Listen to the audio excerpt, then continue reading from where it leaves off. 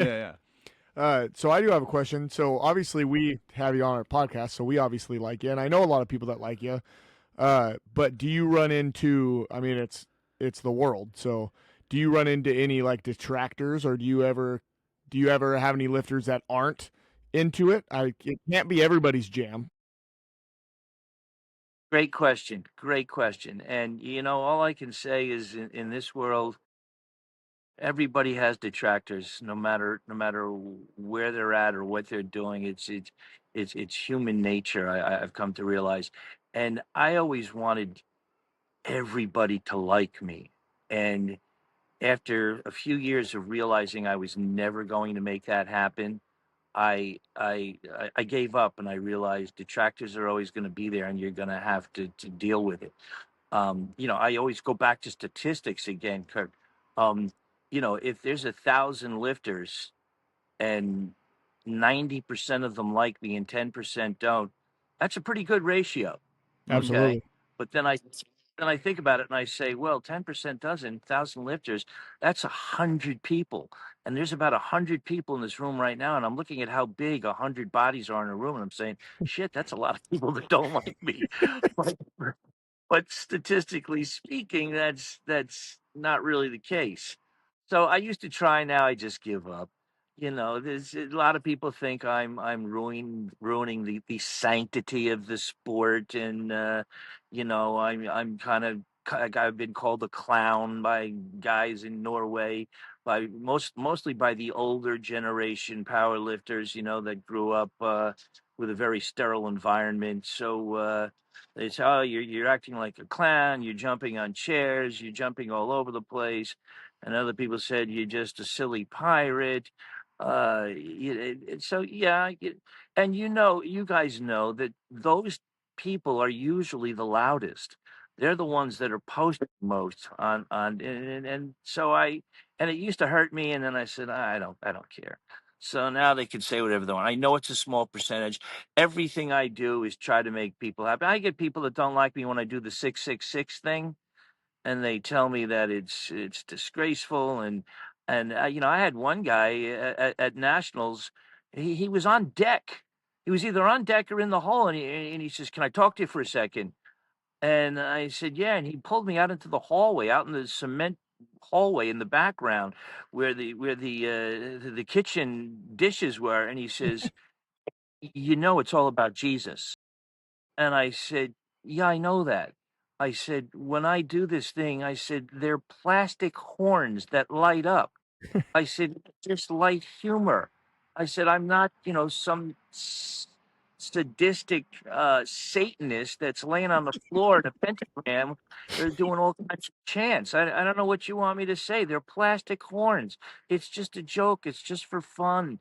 And if you knew the Bible, you'd know the reference in the Bible, in the book of Revelations. They're basically saying, beware of the devil. So when I say, beware of he who hath understanding, beware of the number. They're saying, beware of the devil. Don't be fooled or be brought in by the devil.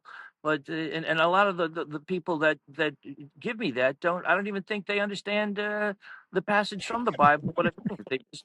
When I did my competition in New Zealand, when Ejeza squatted over 1,000, the guy said to me, he said, "Well, this place is normally a church during when there's no powerlifting going on. I'm the owner of this building, and you can't do that 666 in the building anymore." I said, "Okay." And the next lifter came up. The next time a lifter came up with that number, I said, "Here comes so and so," and he's got 666. I said, and I go, "Wait," and I go, "It's just a number." Guy's With back in the no room. He's in the back room, and he gives me the thumbs. He gives me the thumbs up. I also, when I was there, my first day, I had a suit and tie on. I don't know why I brought a suit and tie there. I don't remember why. All I know is I came on stage with a suit and tie, and the people that were running the meet said, "We did not bring you all the way halfway across the world for you to wear a suit and tie." They said, "That's like inviting Santa Claus, and he doesn't come in the red jumpsuit, he comes in a suit and tie." They made me go back to the hotel and change into the pirate outfit. I Yeah, went that's back to awesome. the hotel, changed into the pirate outfit, and when I walked on stage, I got a standing ovation. So there are certain expectations that people have. There are always detractors. I've been doing this too long now, where I just ignore them, and I ignore the stuff online, and try to do what's best for the lifters. I'm always about the. Everybody thinks because I wear these flashy outfits and jump all over the stage, it's all about me. No, I make it all about the lifters, and anybody that knows me knows that's exactly what I do. And Yeah. if anybody else thinks otherwise, then that's their issue. It's just interesting because a lot of the times when I do hear somebody bitching, it's a fan because they obviously see you through the whole meet. But when you're on the backside of that curtain, like the last thing as a coach or a lifter, like you're not thinking about anything else that's going on, right? Like you Right, get there and you do the lift and you come back and you're ready for the next lift. So right, I don't see how it takes away from any of the lifters No. at all. And like I like every time I've ever been to, you're not slapping a lifter as they're coming up. You know what I mean? Like if you're doing like the fat head or whatever, it's like behind. Like I don't even in the meets that I've coached with you announcing, I don't ever remember you even being there until the meet was over. But right. in the meets that I've watched, it's like, oh God, he must have been all over the place. Like, but Sure. you probably shouldn't be paying. If you're a lifter and you're paying attention to the announcer, you might want to work on the focus a little bit Yeah, yeah. before going in there. You But get the if you, zone and realize what's important.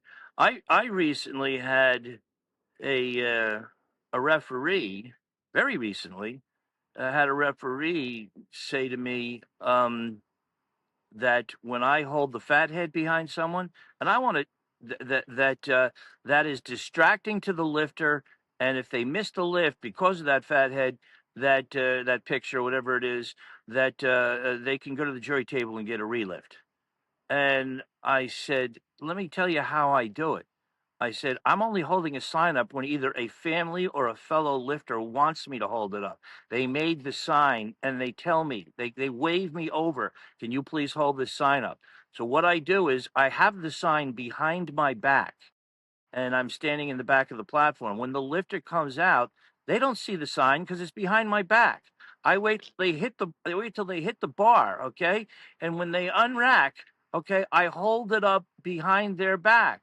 And the cameras go crazy and the people are cheering because they think it's cute and funny and I hold it. And if the person misses the lift, I immediately pull the sign down behind my back so if they're walking off, they don't even see it. yeah, Don't even know what happened. But if they make the lift, man, oh man, I hold it right in their face, and they're just unbelievable, just exuberant. They're just unbelievably happy. So, for this individual to say that it distracts the lifter, it can't distract them because they never see it when they're coming out. And I am only doing it when it's a good lift, showing it to them.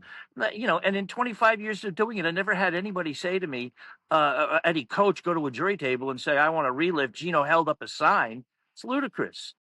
yeah. So, you know, there's always detractors out there, but again, it's the 90-10. It's usually an 80-20 rule, right, Kyle? But I call it the 90-10 rule. Okay, 90% of the people like it, 10% don't, and there's nothing I can do about that. Well, But if I'm you've ever been to a powerlifting meet that doesn't have somebody like Announcing. God, it can It's be slow. dull. I love powerlifting, and a powerlifting meet can be dull. Mhm. And then if the crowd is down, then all of a sudden the lift, like I try to teach, like you don't understand, especially on the deadlift, how much that energy, like you're giving those lifters energy, like get them Mhm. hyped up. No one wants to for, walk into a damn library and do deadlift. Like, if I could tell you how many people said to me, I don't think I would have gotten that last deadlift if it wasn't for you hyping me in the crowd up. If I had a nickel for every time, I'm telling you, I'd be rich. And that means the world to me. To hear them say that means the world. That to me is the ultimate goal that I have. If I can excite the crowd and I can get the lifter so riled up that he's hit a new PR that he or she can genuinely say, I don't think I would have gotten unless you had that energy going. I love that. And it does happen more often than not.